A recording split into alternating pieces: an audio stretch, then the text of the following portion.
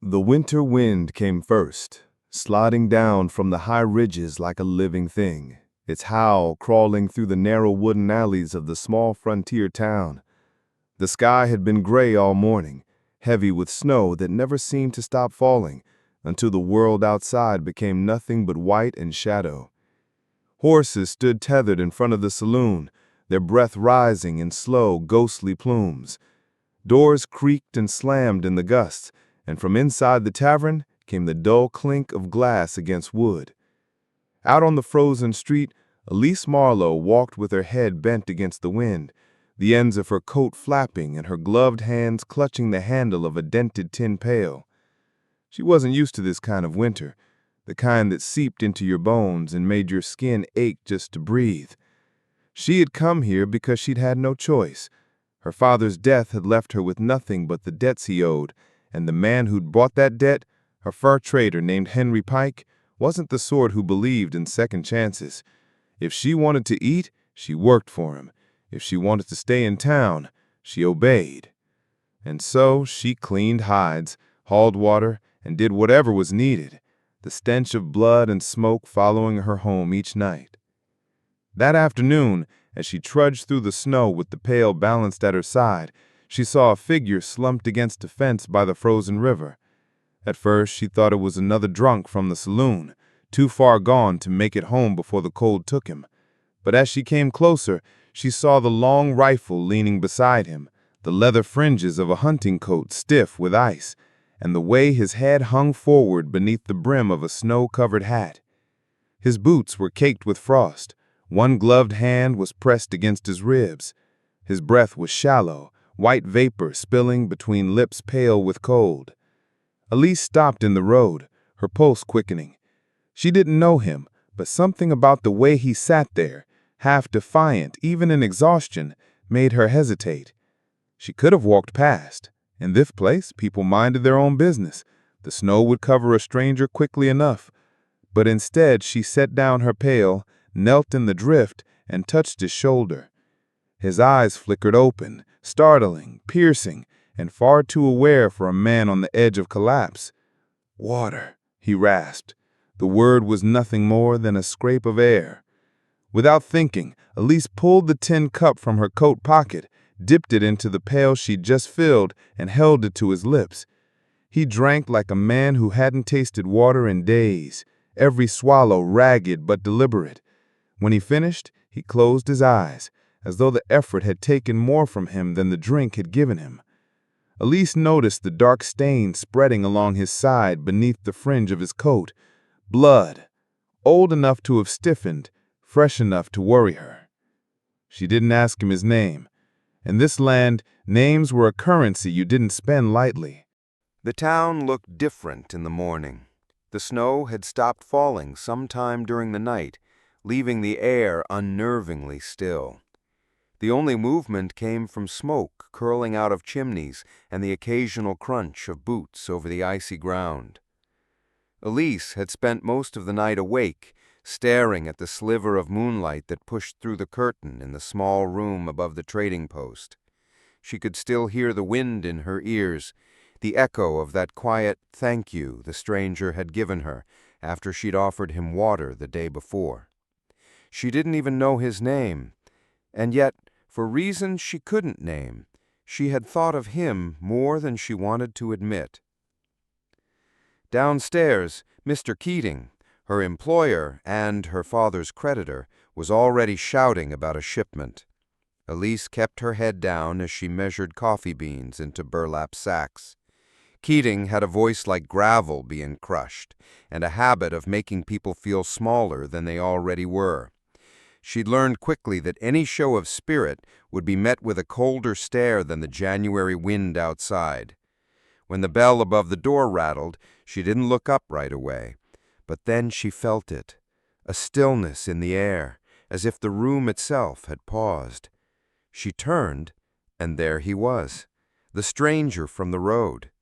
His coat was still dusted with frost, and there was something about the way his eyes searched the room, like he was looking for something solid to hold on to. Keating barked his name. "Pross, you're late with your delivery." That was the first time Elise heard it. Daniel Cross. The name suited him, sharp and deliberate. He said nothing in return, just lifted a bundle of pelts onto the counter. Elise stepped forward to help her, her fingers brushing his as she steadied the load. The contact was brief, but it felt steadying somehow. He didn't smile, didn't thank her, but when his eyes met hers, it was like standing on the edge of a frozen river, sensing the current rushing unseen beneath. She poured him a cup of coffee without asking, sliding it across the counter. He hesitated, then nodded once, taking it. That was their entire exchange. No words, no small talk.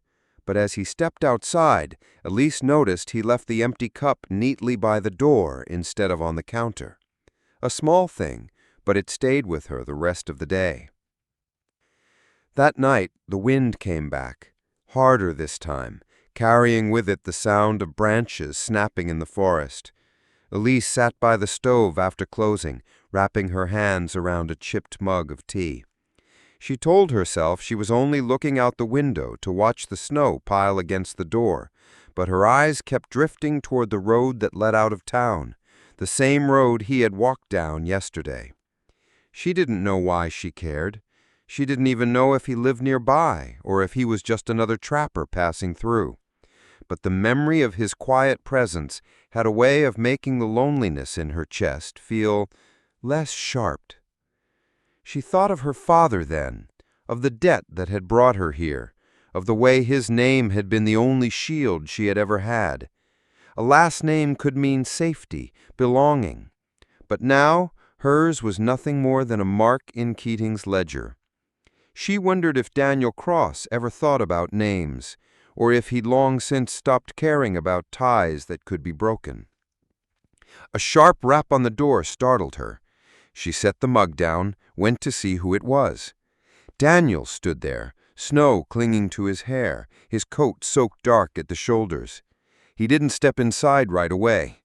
"The bridge," he said, his voice low. "It's gone. Ice took it. If anyone's heading east, they'll need warning." His gaze lingered on her a moment, as if checking whether she understood. She nodded, pulling on her shawl. Keating would grumble about her leaving after hours, but this was more important. They walked together into the storm, the snow whipping around them. He didn't talk much, only asked once if she was warm enough. She lied and said yes, though the wind cut through her like glass. At the riverbank they saw it, the wooden bridge splintered in two, the ice groaning beneath their boots. Daniel lit a lantern, setting it on a post as a warning to travelers. Elise watched him work, his hand sure even in the bitter cold. When he turned back toward town, he slowed his pace to match hers, and though neither of them spoke the whole way back, Elise felt something settle in her, a quiet certainty that this was a man who would never leave someone stranded. The days that followed were sharper, colder. Town life moved in its slow, grinding way. Daniel came in twice more to deliver furs, always speaking more to Keating than to her. And yet there were moments, small, almost imperceptible, when his eyes found hers and lingered. One afternoon, she caught him watching her struggle to lift a crate. He stepped forward, took it from her hands without a word, and set it down gently. Then he left before she could thank him. One evening, Elise stayed late to inventory supplies. She didn't hear the door until it shut behind him. Daniel stood there, holding a battered canteen. "Figured you might need this," he said. "Storm coming in. You'll be stuck inside for days. Keep water close." She took it, her fingers curling around the cold metal. "Thank you," she said softly. For a moment, it seemed like he might say something more, but instead he just gave a small nod and turned toward the door. "Mr. Cross," she called after him. He paused, hand on the latch. "Why do you help me?" she asked, her voice low, almost lost under the crackle of the stove. He didn't turn around when he answered. "Because once someone gave me water when I didn't deserve it." Then he left, the sound of his boots fading into the night. That night, Elise lay awake again, turning the canteen over in her hands. She thought about the man who had stood in the doorway, snow melting in his hair, and about the way his voice had carried something heavy, something he wasn't ready to put down. She didn't know where this road between them would lead, or if it would even last beyond the winter. But she knew this: in a town where everything felt like it was taken from her piece by piece, Daniel Cross had given her something she hadn't realized she'd been missing. A name didn't just mean ownership or debt. Sometimes it meant being seen. And though she didn't know it yet, the day would come when the name she carried would no longer be her father's or Keating's. It would be his. The days that followed were an unspoken pact between them. She kept his fire alive, and he kept the wolves away. Snowstorms rolled in from the north like slow white beasts, muffling every sound except the deep groan of ice splitting somewhere far on the river. Daniel would disappear into the woods before dawn, his rifle slung over his shoulder, returning at dusk with a hare or two, sometimes nothing at all. Elise would tend the stew pot, keeping it simmering even when it was only snow water and roots. She had learned the rhythm of his steps on the porch boards, the way his boots hit the wood in a slow, measured cadence that somehow made her feel safer than a locked door ever could. On the fourth evening, the wind died down, and he came back with a deer slung across his shoulders. Blood had frozen along its hide in dark streaks, and his breath came hard, steaming in the bitter air. Elise opened the door wider, and for the first time since she had met him, she said his name aloud. "Daniel!" Just that, nothing more. But the sound of it seemed to halt him for a fraction of a heartbeat before he set the deer down near the wall. His gaze met hers briefly, and in that fleeting moment there was a strange softness there, something unguarded, as if the weight of the frozen wilderness had lifted for a second. He didn't answer, but he didn't have to. She knew now that he heard her. That night they ate meat until they were full for the first time in weeks. Elise could feel warmth returning to her limbs, not just from the stew, but from the fact that someone else had provided it. It was a dangerous comfort, that kind of warmth. She knew too well how quickly it could be taken away. She had grown up with a father who gambled his earnings faster than he made them, and a mother whose hands shook from illness until they could no longer thread a needle. Safety had never lasted. She told herself not to depend on it now, but still she caught herself listening for his boots outside, and still she found herself keeping the fire high when night fell, so he would come home to light. The fifth morning, she woke to find him already inside, crouched near the fire with his hands stretched toward it. His hair was damp from melted snow, and there was something different in his expression, a certain urgency that made her pull her shawl tighter. "There's word from the river," he said after a long silence. His voice was low, but the words carried a weight that made her heart slow. "Smugglers. They've crossed into the territory." Elise frowned, not sure whether to be afraid of smugglers or simply of what their presence meant.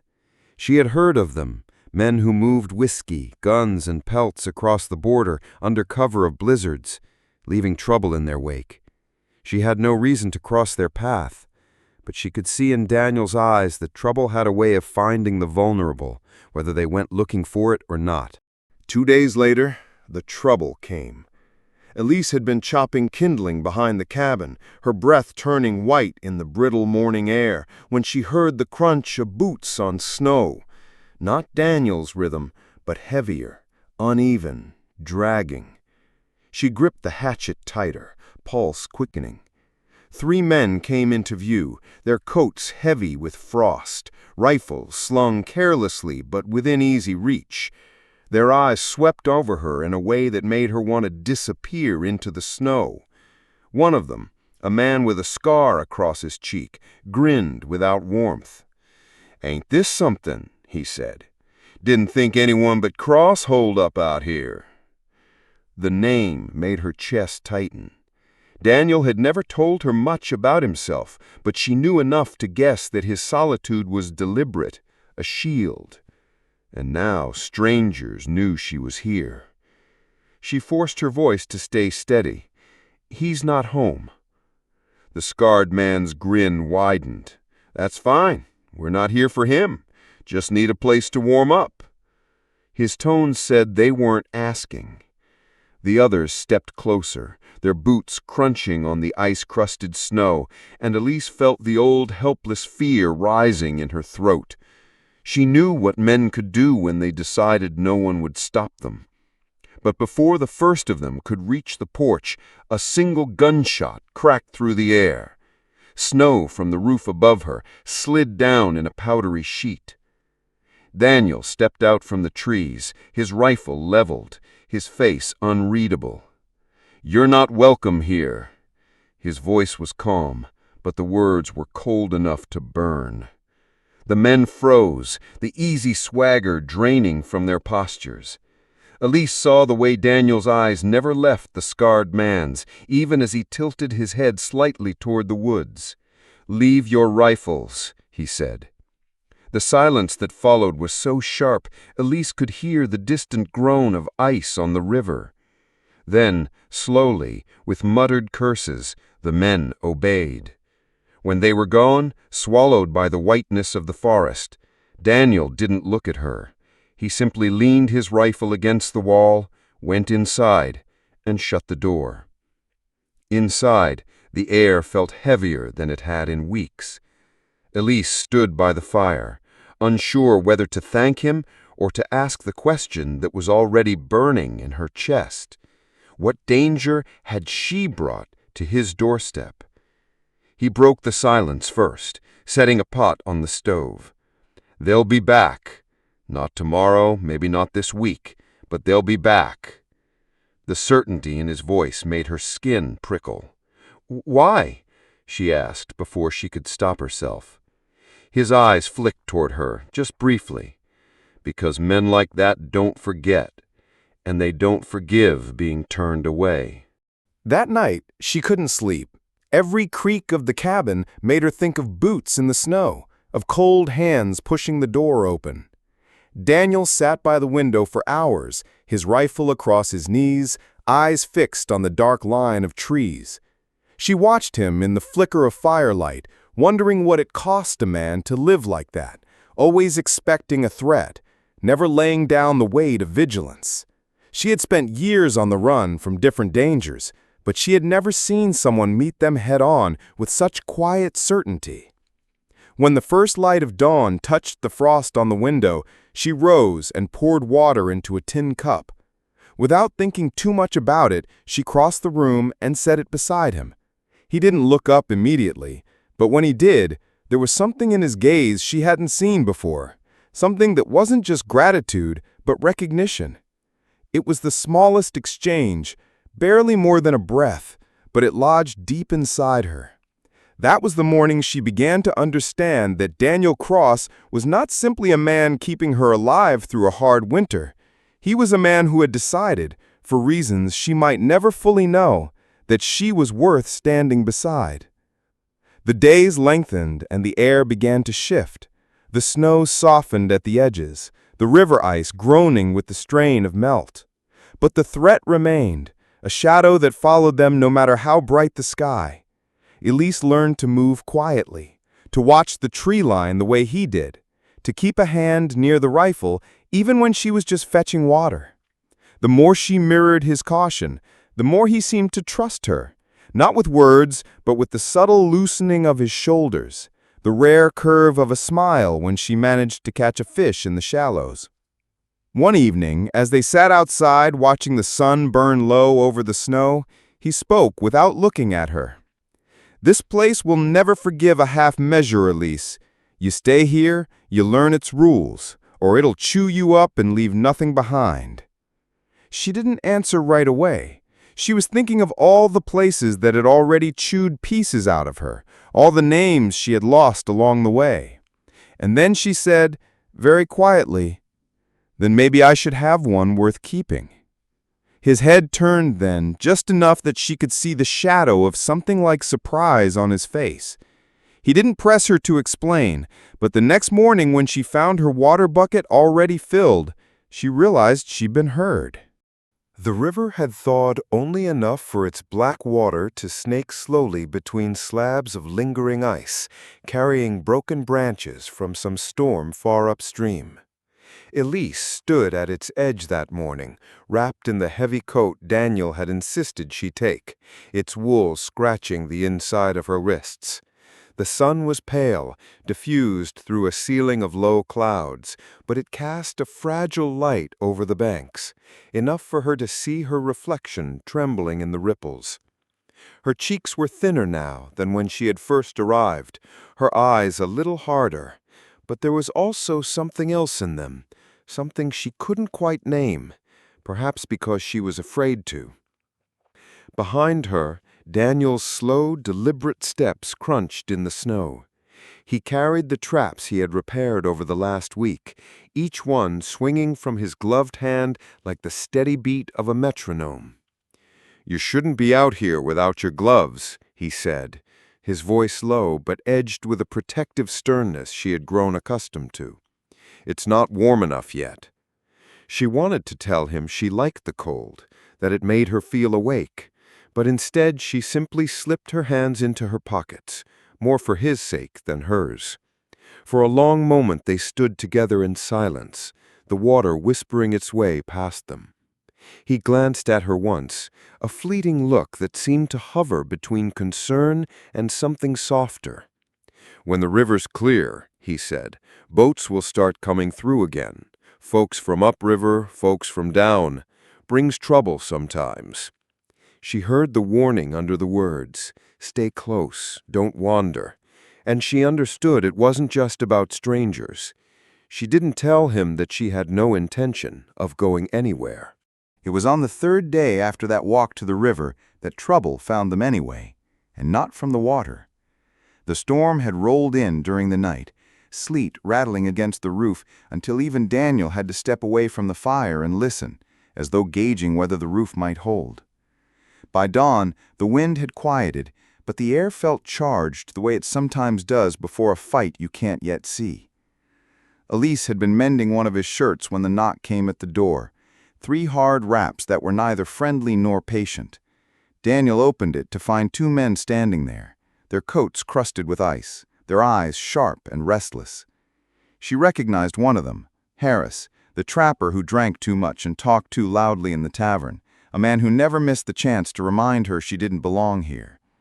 The other was broader, with a beard like frost-covered moss, and when he spoke, his voice carried the authority of someone used to taking.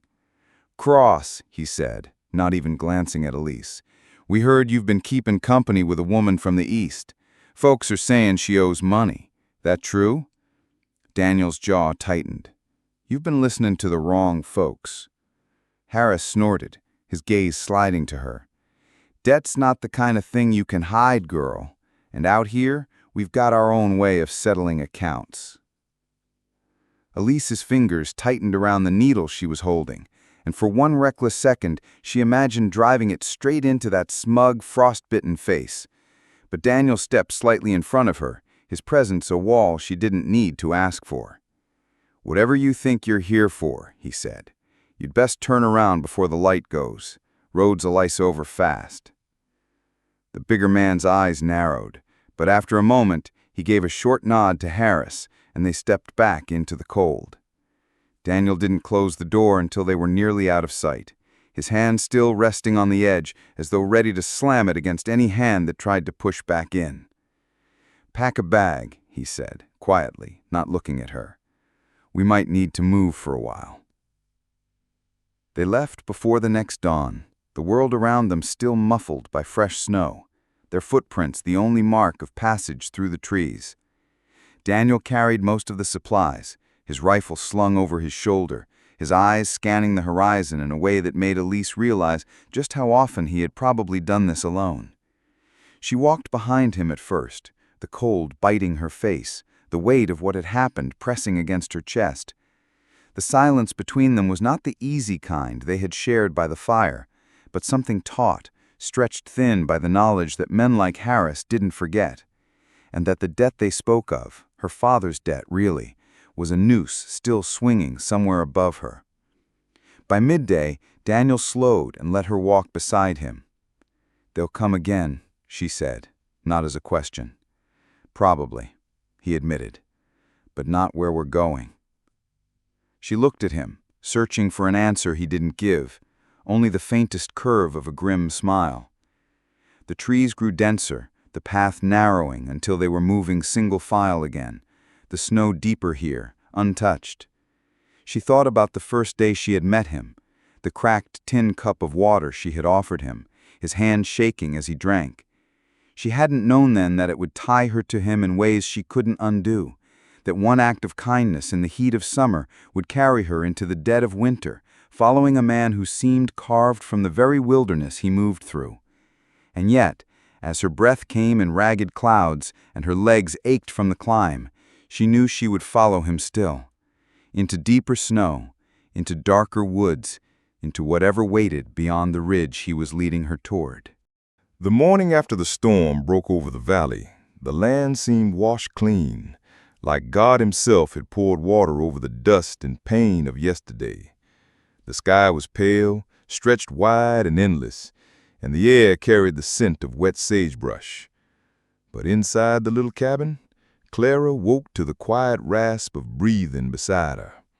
The man, her husband now, though she still stumbled over the word in her mind, lay sleeping on the cot, one arm thrown over his eyes as though blocking the morning light. The events of the night before still swirled inside her like pieces of broken glass catching the light.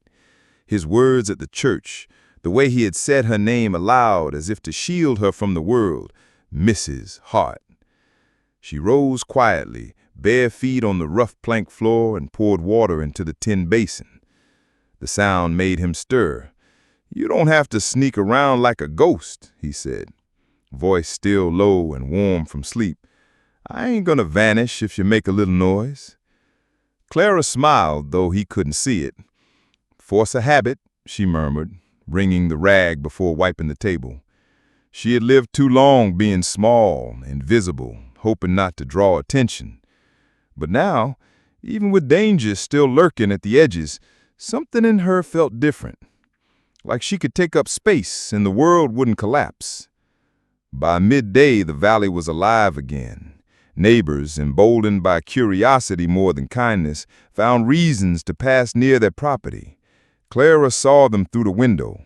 Men pretending to inspect fence lines, women carrying baskets of bread they claimed were too much for their own table.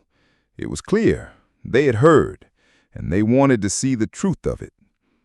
Hart's hand rested on her shoulder as he stood behind her at the door. "Let 'em look," he said softly. "We got nothing to hide."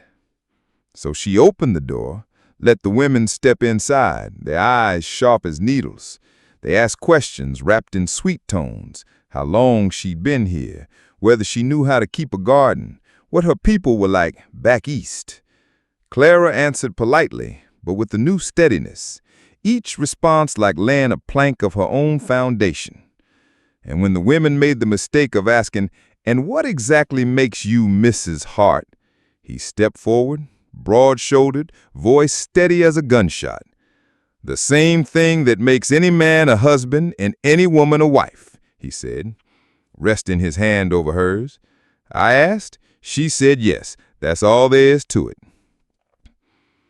They left sooner after that, their baskets lighter, their gossip heavier. But Clara noticed something. Hart never flinched, never acted as though their opinion mattered more than the life they were building here.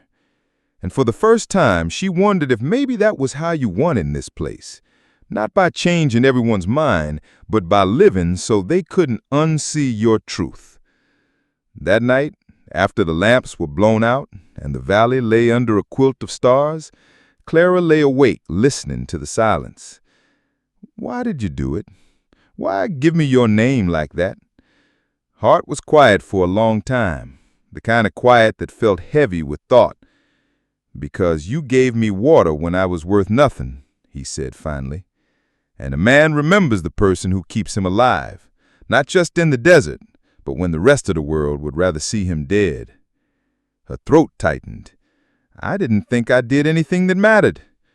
You did more than you know. He reached over, his rough palm warm against her cheek. Now sleep. Tomorrow we've got a fence to mend and a life to keep building.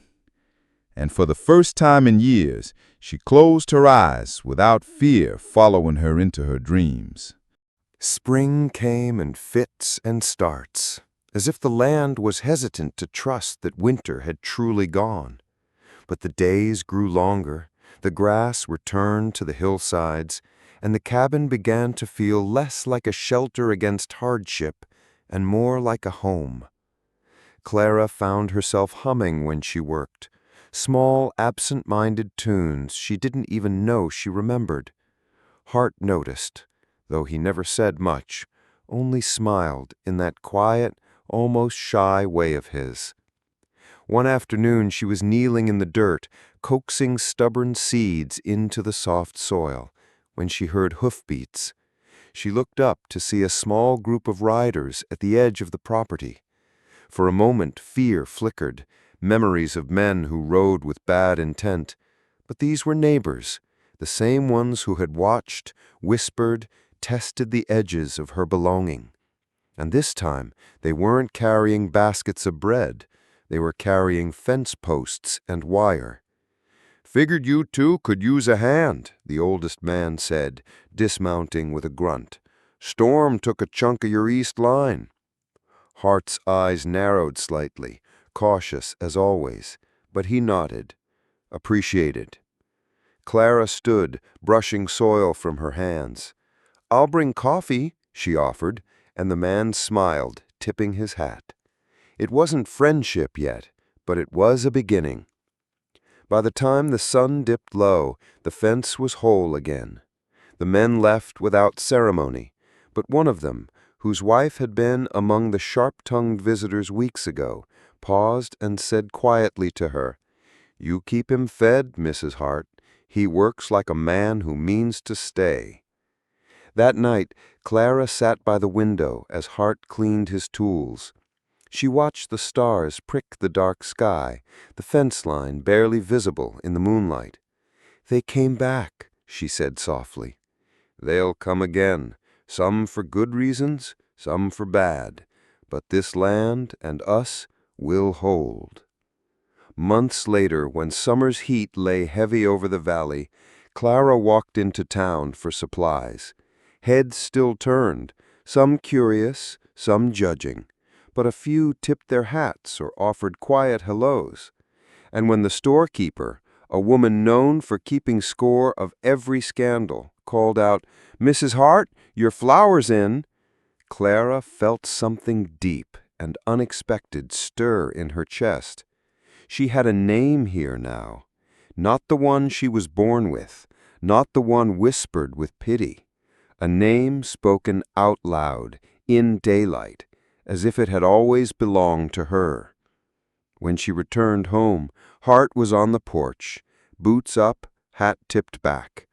She handed him the flower, and he took her hand instead, pulling her down beside him. "You look like you belong here," he said. She smiled. "Maybe I do." The wind shifted, carrying the smell of summer grass and far-off rain.